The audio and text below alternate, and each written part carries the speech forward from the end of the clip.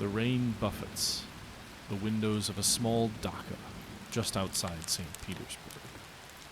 An elderly man chuckles as he twirls a small playing card in his hand, something his young son had given him, something from the Far East, something about animals and catching them, weird spells and balls, and I don't know, something so exotic that he just couldn't understand, but was amused by the colorful art and characters that were on these cards. The man is the admiral of the Russian fleet, Admiral Tortukov, and he's relaxing with his family in this dacha.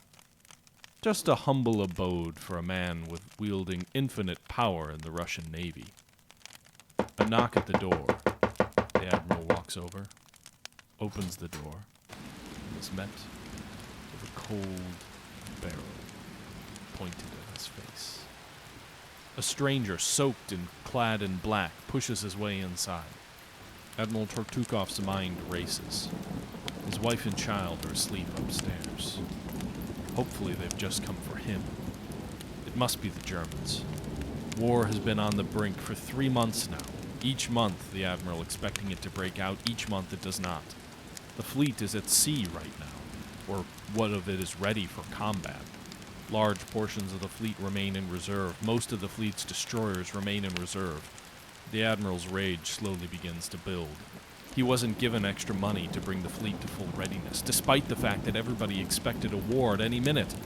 Just now, he had done what he could for the fleet. It was currently out at sea near Gotland, in the midst of exercises and maneuvers, battleships just coming off of refits, crews not yet ready for war, and yet some 8 battleships were at sea. Some of the newer Imperator Magnus class and some of the older classes, trusty veterans, newly refitted. But no destroyers, only a handful of light cruisers and heavy cruisers out at sea. The funds weren't ready, but the war was coming. The war was here. The war was at his front door.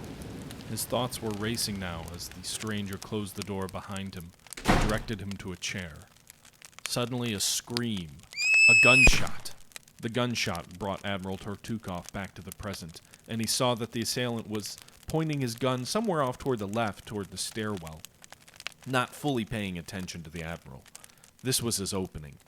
Instantly he was on the man, hands around his neck, strangling the life out of him, a red-hot rage pulsing through his body despite the dampness of the man's coat.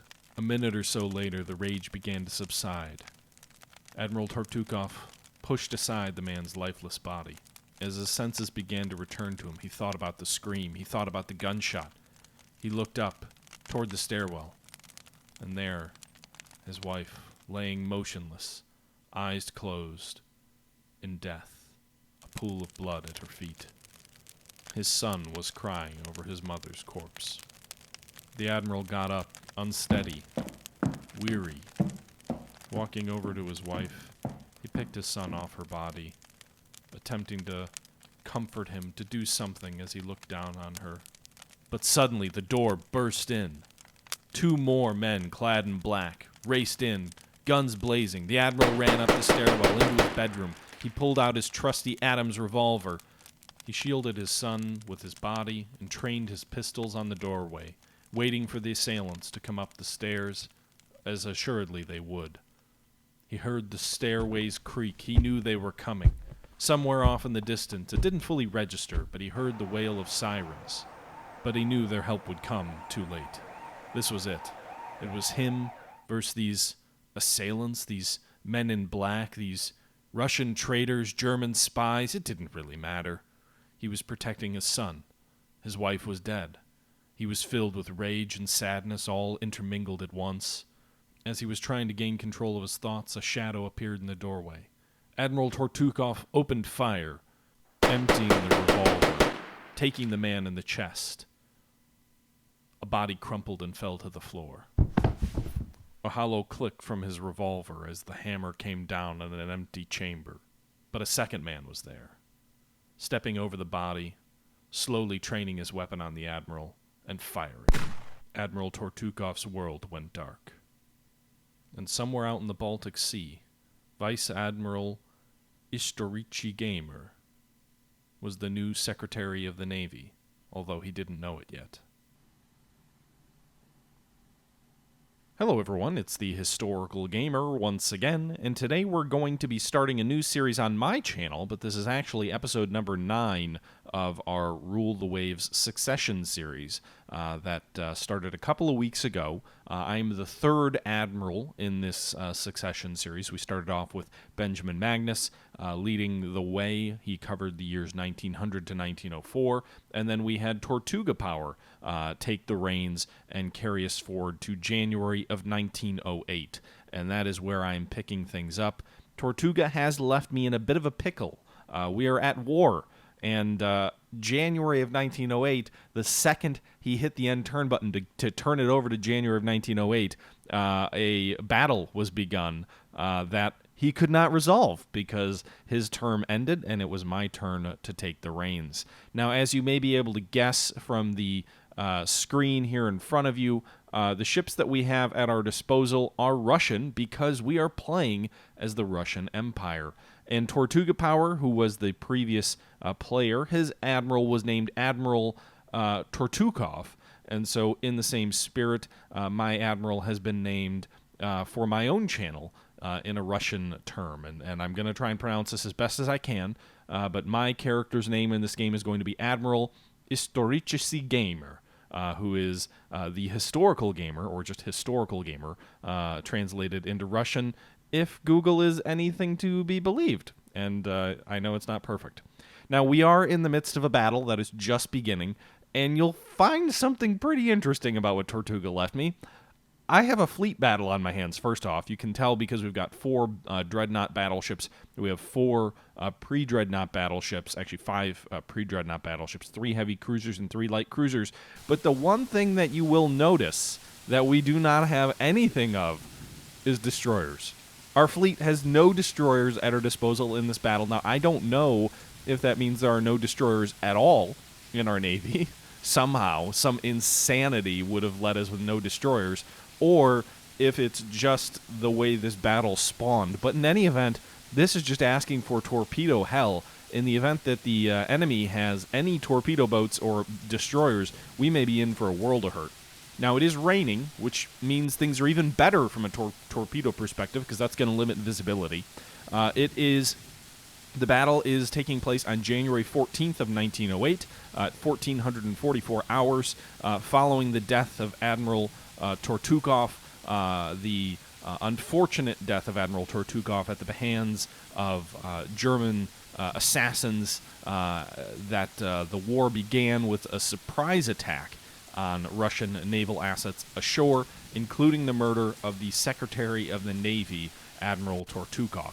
And because of his death, the Navy was forced to name a new secretary, and that is Admiral Istorichi Gamer, yours truly. Also happened to be at sea at the time the attack occurred, with the battle fleet doing some exercises, because several of our battleships here just came out of a long overhaul, a long refit, which means that these ships don't have the best crew quality yet because they literally just completed reconstruction. So we're assuming that in early January there was a bit of a mild winter and that the Russians sent these ships to sea to get some badly needed sea trials. And while they were at sea, high tensions with Germany finally boiled over into an actual conflict, and a shooting war has begun. Now, let's take a quick look at the fleet that we have at our disposal. Naturally, I'm going to assume that the Imperator Magnus was named by Benjamin Magnus in his term as admiral. So we'll take a look at the Emperor Magnus, the first, which is actually not the first ship in line. The first ship in line is the Poltava, but actually let's just take a look at the Poltava here. So you can see it's the Imperator Magnus class. It has a BB next to it, which implies it's a dreadnought, but it only has 4 main guns, so this is really more of a pre-dreadnought design.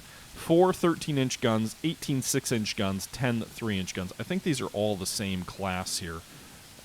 Crew quality is 0 on the Imperator Magnus itself. The Imperator Alexander II, crew quality of -1. That's not very good. And then the Nikolaya, also crew quality of 0. So it looks like most of our crew qualities are either good or fair. I think fair is -1 and good is 0. But I'm not 100% sure. But yeah, all of our battleships here are of the same class, the actual Dreadnought battleships. So they have really good armor, 14 inches of armor, but their main guns are very strong at 13 inches. But somehow we built a 19,000-ton Dreadnought, according to the game, that only has 4 main guns. We also, due to the weather, the sea state is limiting ship speed. I'm also wondering, oh my god, that's -2? Oh shit, these guys must be just out of dry dock. Oh no. Our flagship is -2 crew quality. That's great.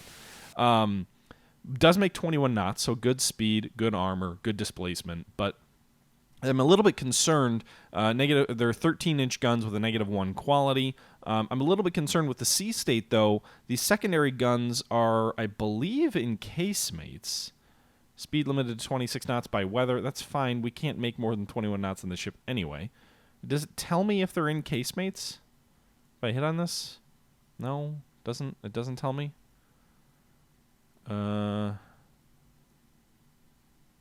They look like they're in casemates, but I'm not really sure. I mean, I could jump out of the battle and go back and look at the previous videos, but that takes a little bit of the charm out of it, I think, of just kind of getting what you're given. They also happen to have 4 submerged torpedo tubes, so there's that.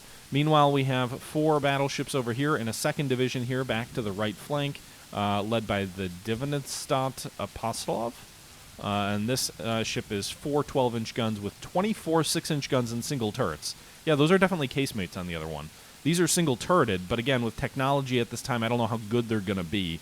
Still, it's a hell of a lot of 6-inch guns, and 12-inch guns as the main battery guns. Crew quality, -1 in the lead ship.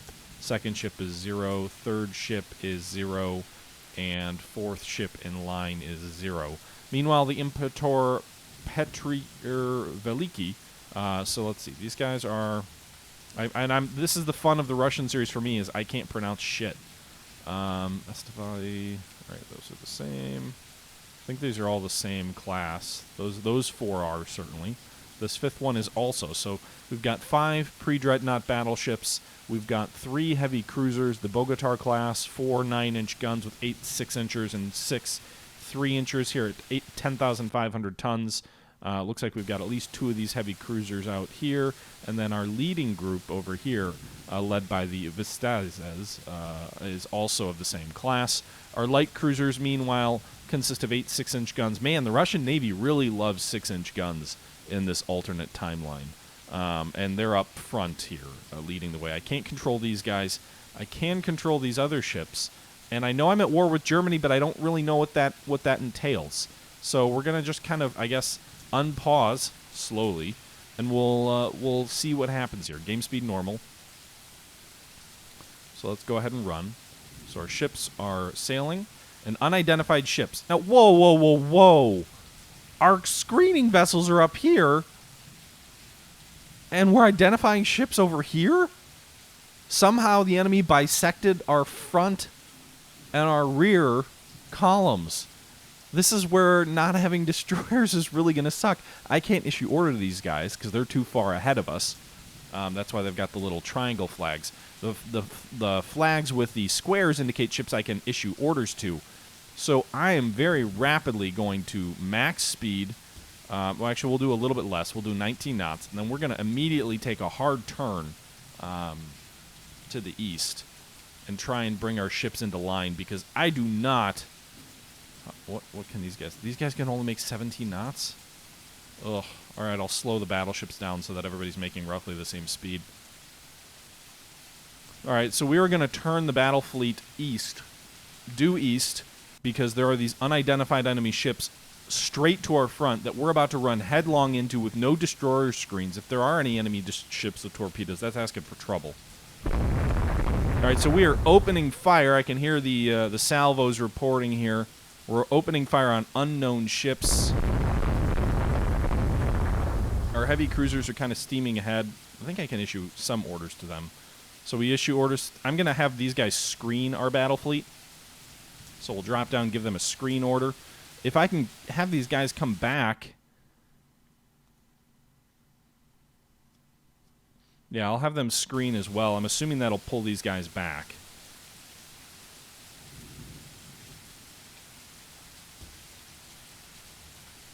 I mean, the heavy cruisers would probably be better in a supporting role, but I don't have any screening ships.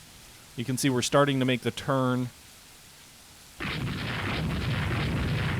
The enemy is running, not away from us, but they're not charging into us, which is good. It looks like we might have spotted a lone enemy battleship. Enemy light cruiser charging toward our battleship line, presumably firing torpedoes. So we're gonna veer into them. You're supposed to turn into torpedoes, right? All right, so it's a light cruiser there. It looks like we got a good hit there on the enemy light cruiser. A couple more hits there. All right, I don't want to be veering in this way unless there's torpedoes, but there's more ships that are heading straight into us. Good God, we're outnumbered.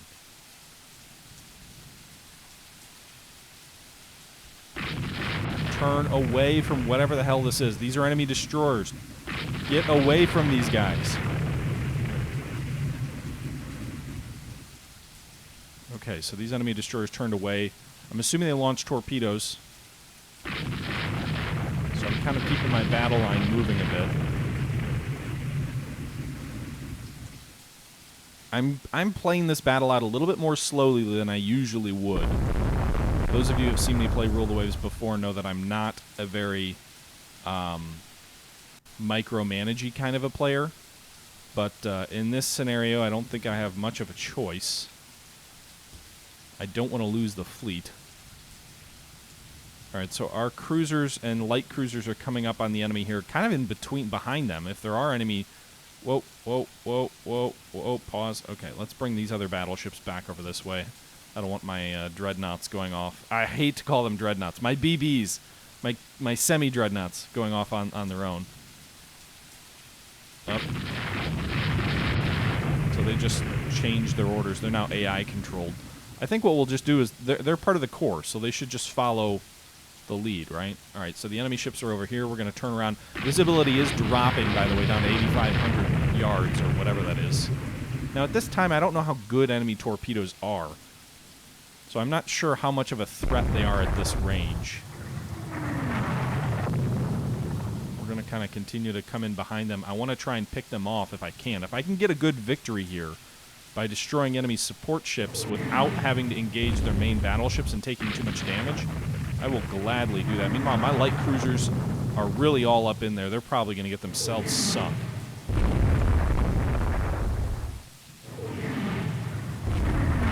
See, we're coming in behind the enemy battle line. We've kind of crossed the T from behind, although the range is so limited due to poor visibility.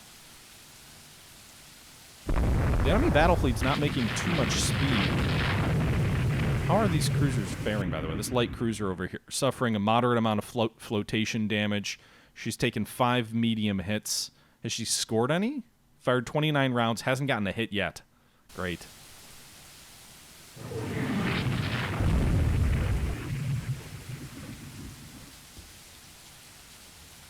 Well, this may be pretty indecisive then, by the looks of things. The enemy appears to be running.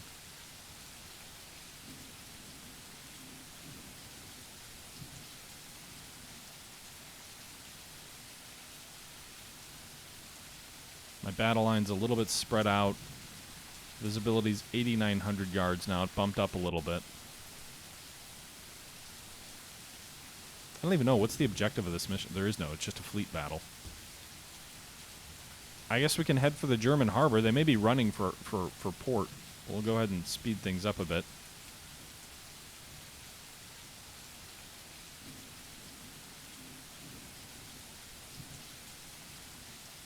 They're probably running for a Prussian port here.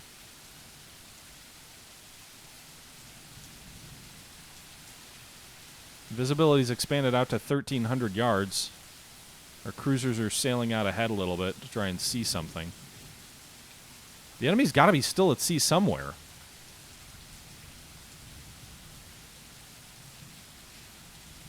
Speed's dropped to normal, but I still don't have anything in sight.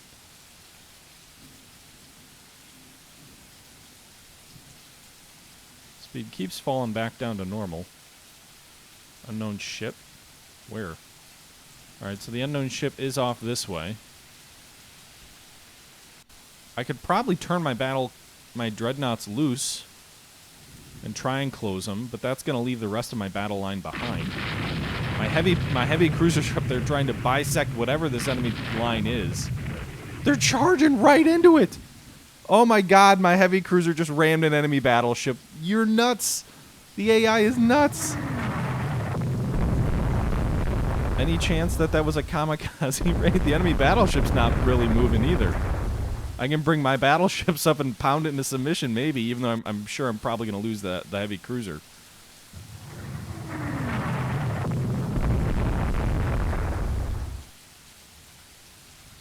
Alright. Coming to straddle the line here.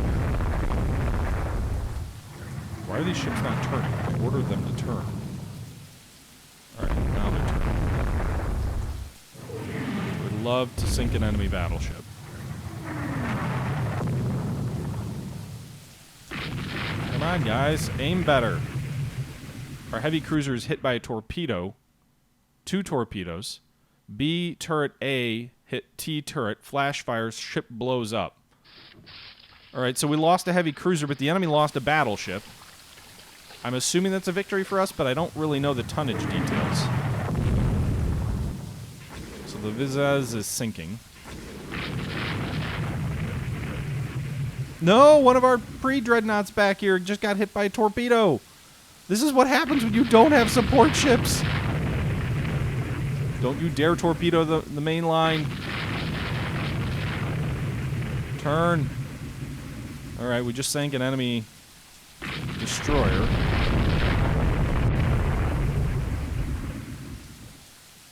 I really don't want to lose a battleship. That'll completely turn the entire fate of this battle. Alright, we're pounding an enemy heavy cruiser. We're going to try and cut in behind it. A Victor Louise class heavy cruiser. It's dead in the water. I don't have destroyers to finish it off with torpedoes. I could probably take over my light cruisers. I usually don't do that. Wait, is there 2 enemy heavy cruisers here? 2 enemy heavy cruisers here. Both dead in the water. One of them just sank. And we also have the Freya class.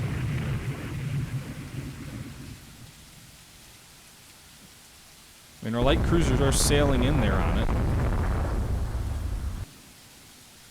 So they could definitely fire torpedoes from their position. So we lost a heavy cruiser. The enemy's probably going to lose 2 heavy cruisers. We're putting multiple torpedoes into it with our light cruisers.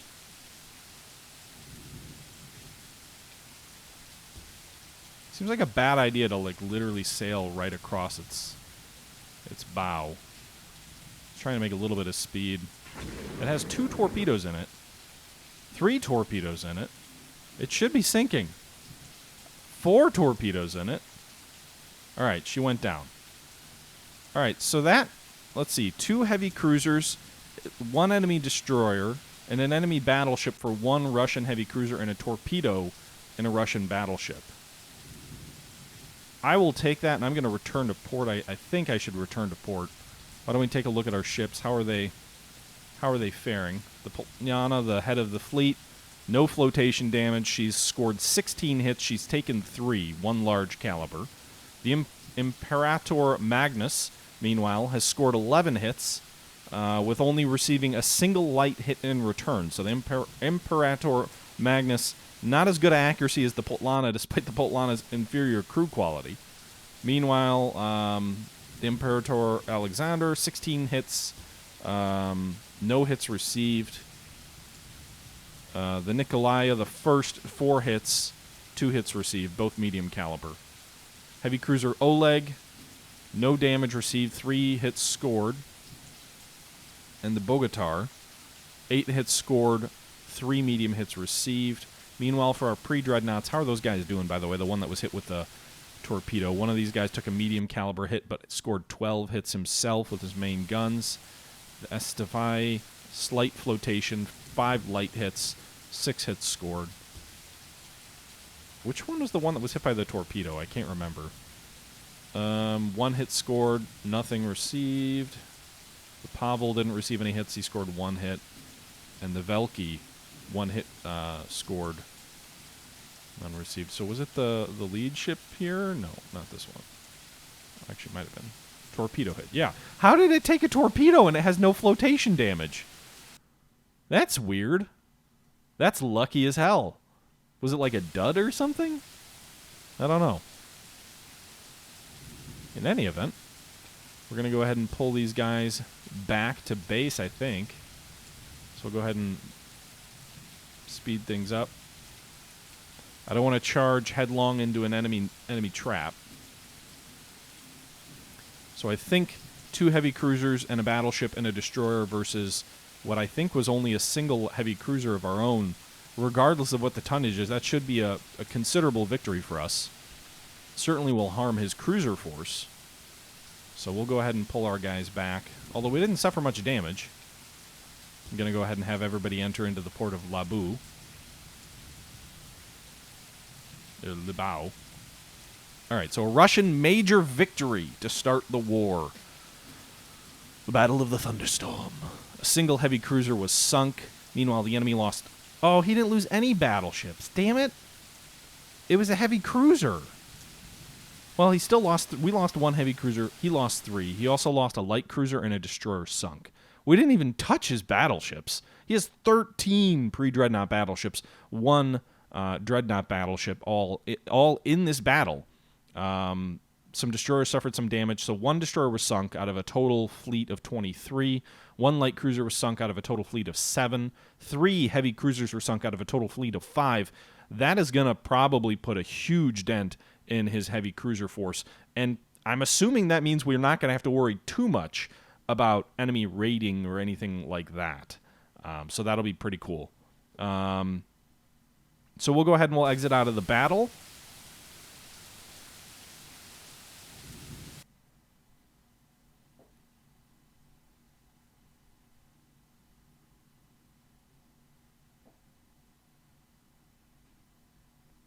And there you can see a Russian major victory. We gain 1 prestige, 3,930 victory points against 1,186 enemy victory points.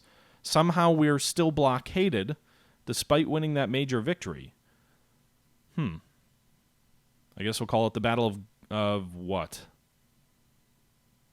I don't know what we want to call it. I guess we can just call it the Battle of Gotland. So we are at war with Germany.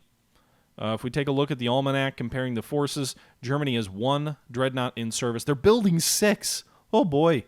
We have 4 in service, but they're not really dreadnoughts. We're building 4 more. I'll have to take a look at those that we're building. Meanwhile, the enemy's building 6. That's scary. They have 13 pre-dreadnoughts in service versus our 9.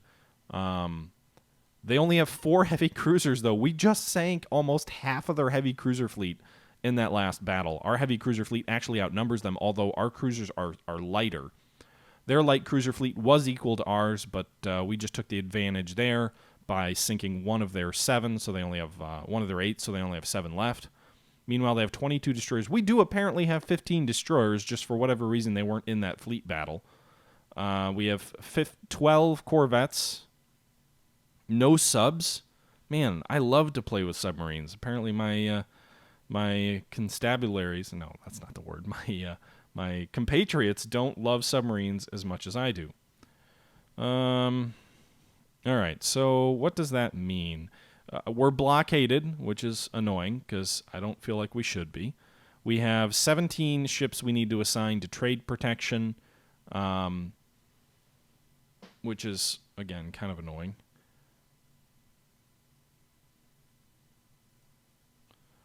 And all right, so what? So these ships were rebuilt recently, at least, so they're of high quality in terms of their modernity. The light cruisers are a little bit older, although there's a couple of all of these ships. Man, there were a lot of rebuilds done in the last couple of years. Meanwhile, the only ships that we have under construction are of the Tortukov class, 23,000 ton. 19-knot dreadnought ships. They're still almost 3 years from being completed. and they consist of 10 14-inch guns, 2 wing turrets, 3 centerline turrets. You get a broadside of 8 14-inch guns with 26 inchers.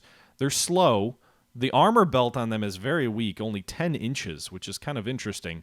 Our Imperator Magnus ships have better armor, but they don't, and they just don't hit as well. Their broadside's half as powerful from a gun perspective, and even more than that when you counter the weight of the actual shells.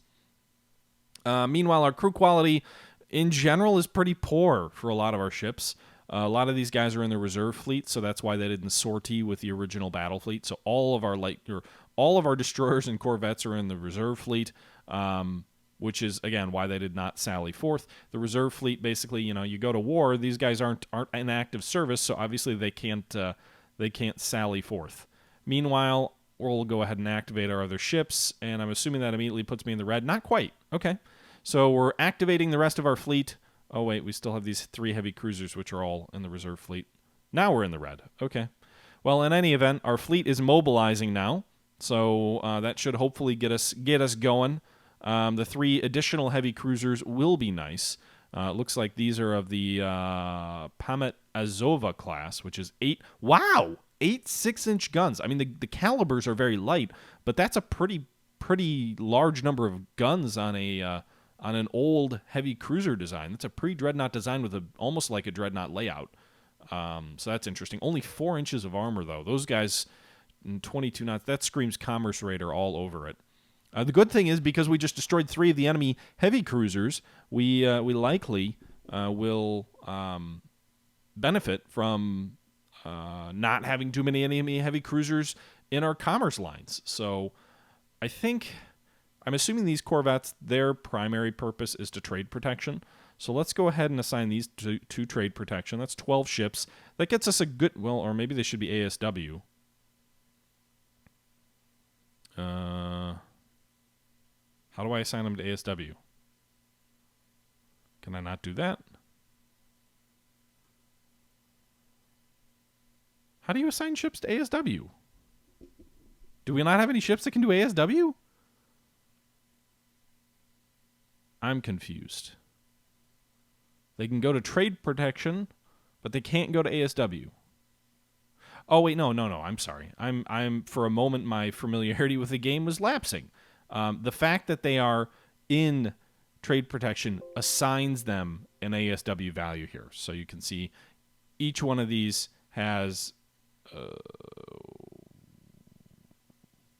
ASW value here. So each one of these is worth 2 ASW. I'm not sure how it decides the actual value there, but in any event. So we need 5 more ships to assign to trade protection. We'll do those destroyers.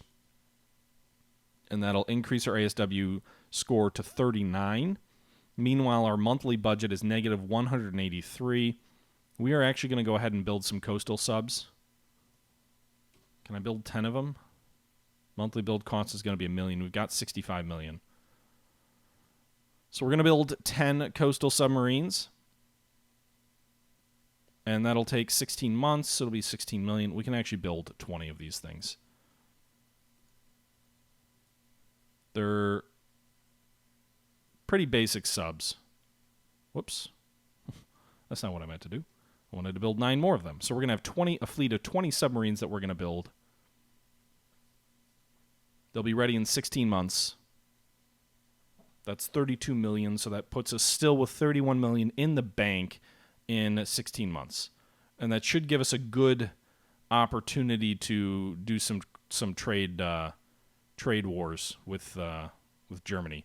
Meanwhile, the German Empire does span multiple continents. They do have some Asian assets here near Tsingtao.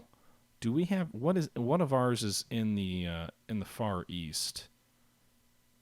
We actually have a fair number of ships here, some battleships too. So I think what we're gonna do, and I've never done the actual land invasion thing here before, but I'd like to prepare for an invasion against Tsingtao. So we're gonna go ahead and prepare for an invasion there.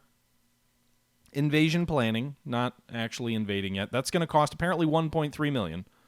But I think we can easily succeed there because, again, we've got like 4 battleships in the Far East. The enemy has none, I'm assuming anyway. Doesn't actually tell me. Actually, it does. So Germany has a single heavy cruiser in the Far East. So yeah. Meanwhile, all of our ships in the Far East should probably be set to commerce rating. I don't think it's super, or at least all of our heavy cruisers. I don't think it's super. I don't think we have to worry too much about. I'm tempted to say bring them back to Europe, but I think they're too far out there. So we're going to set these heavy cruisers to Raider. They're in Northeast Asia. We're also going to set these light cruisers to Raider because presumably there's German commerce out there, but there's no German shipping to protect it. And we're going to set these ships to Raider, I guess, as well. All right, so we've got DDs aren't allowed as Raiders. That's fine. Okay, got it. We'll assign 3 of these to commerce protection just because I'm guessing there's not too much. They could have subs out there for all I know, so we'll assign 3 of those to sub protection. And then the rest of our fleet will be active. I'd prefer to avoid further battles. The Imperator Magnus gets its first battle star.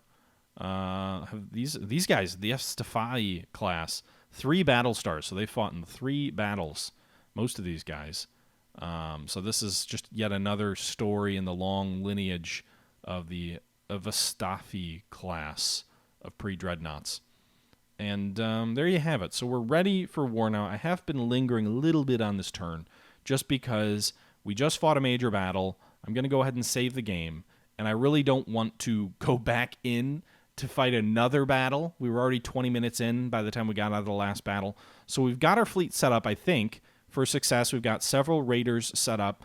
I think I'm going to set one of our cruisers in Northern Europe to Raider 2. And then maybe one of our light cruisers there too. Just because... Whoops. Not radar. Raider.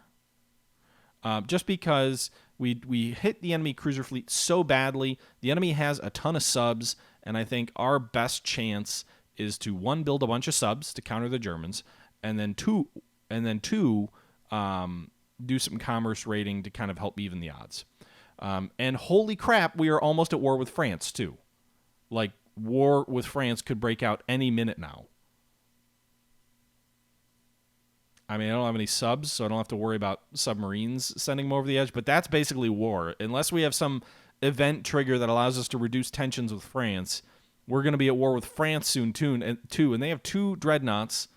They have 8 So that would make it 9 versus 21 and 4 versus 3 in terms of the battleship world. They have 14 heavy cruisers, too, so we better pray that France doesn't end up in a war with us as well. In any event, that's for next time. So we'll take a look at things next time. So far, we won a victory. Admiral Istorici Gamer won a major victory against the German fleet, destroying the backbone of their heavy cruiser force. But what will come beyond that is hard to say at this point. Until next time, though, guys, I'm going to go ahead and sign off. I hope you guys are enjoying the series. I'm excited to get going, and we'll see what our next turn has in store for us then. Until next time, though, this is the Historical Gamer saying, as always, thank you very much for watching, and I'm out.